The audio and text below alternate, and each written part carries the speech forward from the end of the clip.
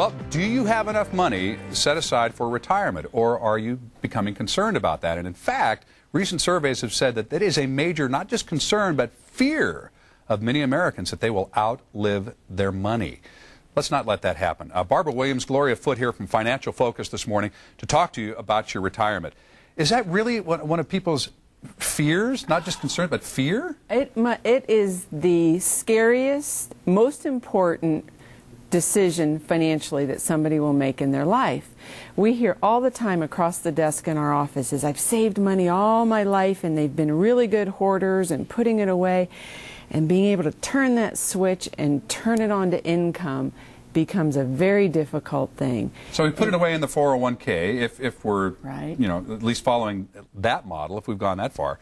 But once it's time to retire, you can't just leave it sitting in the 401k, can you? And just leave it to continue to hope that it kind of grows. Right. It's got to... And that's assuming we put some money away for retirement. Right. There does require some planning along the way, and you get to that point. And then it's a planning process. So it's a matter of sitting down and looking at what are all the assets that I have. I know, well, I have Social Security, maybe or maybe not have a pension, or maybe not a 401k in my savings.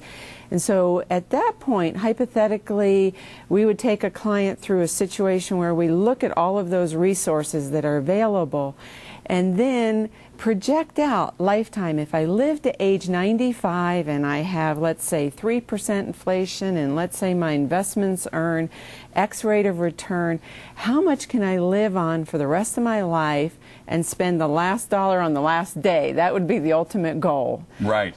Well, that's what I tried to tell my dad. I say, you know, that's what you want to do. You want to spend that last penny on the last day. Obviously, the trick is nobody knows when that is, and we're living so much longer. Now, you've got to... Retire turns out to be a very nice acronym for you. It does, actually. Beginning with the R that says regroup and roll over. What does that mean? Well, what that means is that in the accumulation stage, oftentimes you find that folks will have a couple of IRAs at the bank, they'll have an IRA at Vanguard, and they'll have 2 or 3 IRAs with brokers that they've worked with along the way. It's time at this point to pull all of that together, and most often there also is a rollover involved. So you have to look at that in the very big picture of how does this work for me, which takes you to education. You have to be educated about your investments. You have to know exactly how they work for you and if what you have is appropriate. And if it's not, now it's time to develop... And that changes over time, does it not? It does change over time. I mean, earlier stages, you're in the accumulation stage and you're growing, and now as you're retiring, still have to have some growth, but you're going to be wanting income. So that starts a whole different strategy. And so your strategy has to be tactical. It can't be just buy and hold like the old days. We're in incredibly volatile markets, and so both stocks and bonds have been all over the map.